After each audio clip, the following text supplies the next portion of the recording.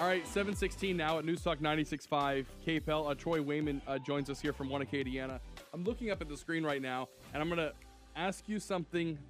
I'm not even going to ask you. I'm just going to bring up something that's totally off topic, and that is that I have no sympathy for people who climb over barriers, then get attacked by animals, and then they wonder why they got attacked. There's a barrier there. This woman, I think it was in Phoenix, she was attacked by a jaguar, okay? Right. But she climbed over the barricade to take a selfie with the jaguar, who then reached out of its cage, which it can, because that's why there's a barrier. It's an animal. Right. And she actually had to go back and apologize and say, sorry, it was totally me. For You this can't fix stupid. Well, you can't. You can't. And it is sad. I mean, obviously, we don't want to see anybody hurt. Yeah. But at the same time, I mean, there's personal responsibility. Yeah. It always asked amazed for me it. when people would say, like, oh, I can't believe that tiger did that. I'm like, it's a tiger, right? I mean, let's say I can't believe that person did that. Right. Yeah. So anyway, I'm totally off topic, obviously. We just thought that'd be fun. Yeah. Speaking of climbing into cages, you guys have a new tenant, I guess is what you call him, new occupant of the big, formerly of Bell helicopter facility that's out on the airport. Kopter. Absolutely. How can we say it and sound a little bit more Scandinavian? How do they say it? They say it Kopter. Oh, man.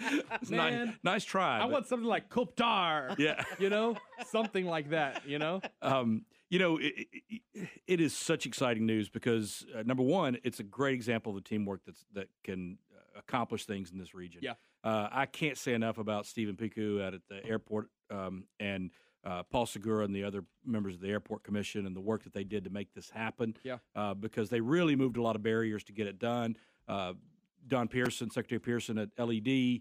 I mean, it's just Greg Gotro at LIDA. It's just been a great team effort to make it happen. And these guys from Kopter, you won't find a better pedigreed executive team than these guys. These guys all came from what was formerly Eurocopter, then Airbus Helicopter, which Airbus just changed the name of it. Mm-hmm. So obviously, very, very skilled in the helicopter business. Some of them came from Bell, had time with Bell.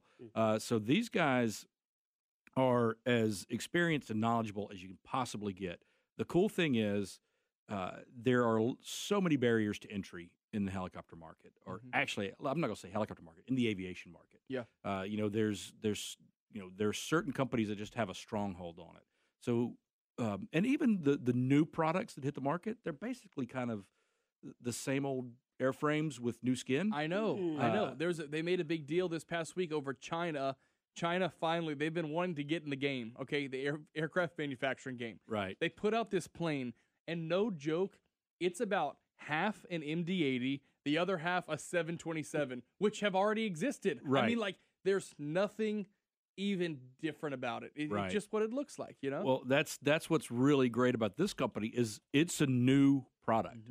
I was at the Heli Expo over in Atlanta this past week with them for their announcement. Which proves there's a conference for everything. There is. There's absolutely a conference for whatever you're into. This is, it's surprise. You would be surprised at the size of this show because not only you have all of these helicopter manufacturers, drone manufacturers, et cetera, that are there, you have all the supply network that's there.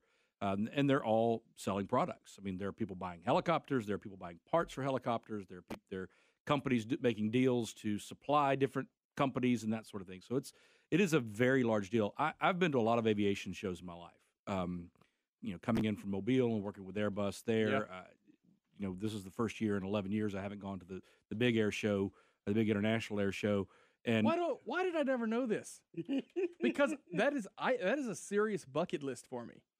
I will tell you. Everybody thinks, oh, it's great. You went to the Paris Air Show? Yeah, the Paris Air Show is in a little town outside of Paris called Le Bourget. Yes. And so you're at an airport or you're in like a large conference venue.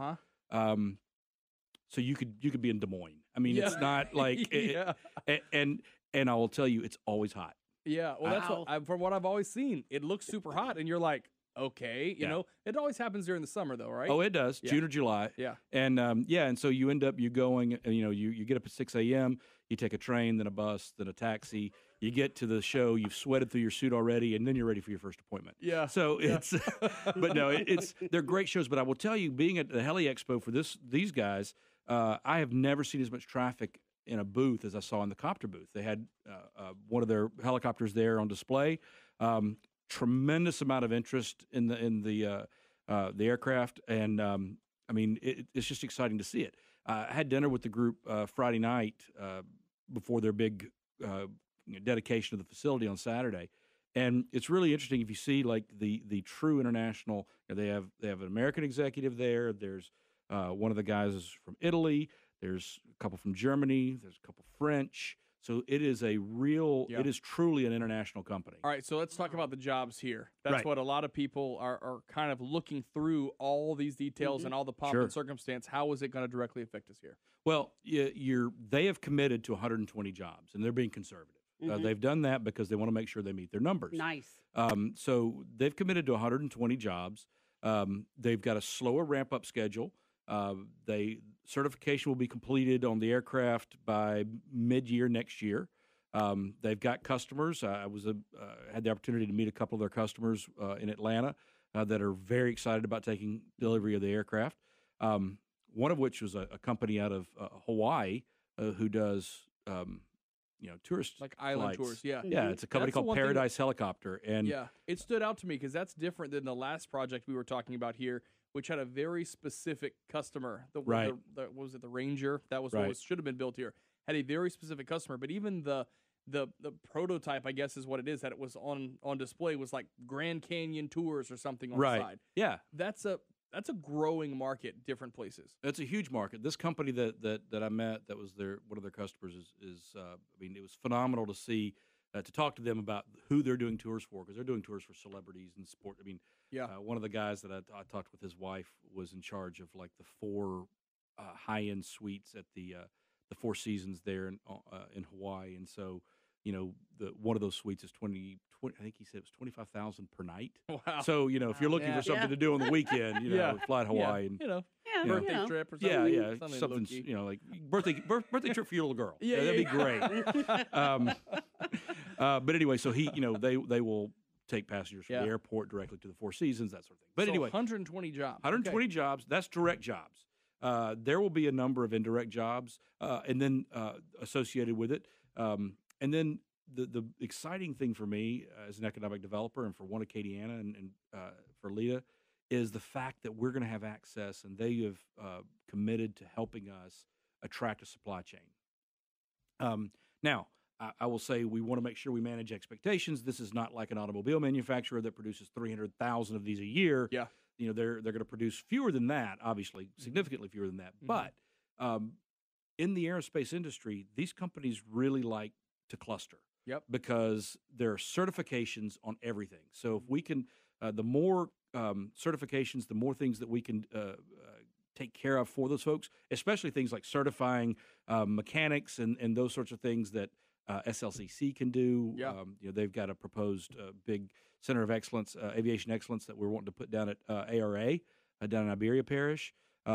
If we can get those things accomplished, I mean, we're going to be really set to take full advantage of this aviation sector. I'll tell you this. I was just reading this past weekend that there are some airlines considering designating New Orleans as a hub again. Now, that has not happened. They've never, even for Southwest, which has operated the most flights in and out in New Orleans, it's never been officially a hub. Right. But now that Southwest is flying, direct to Central America, these different locations, now all of a sudden South Louisiana becomes a player. Absolutely. And so that would be awesome if we could get in on that. And I mean, we have a huge runway down, like you said, Acadiana Regional Airport.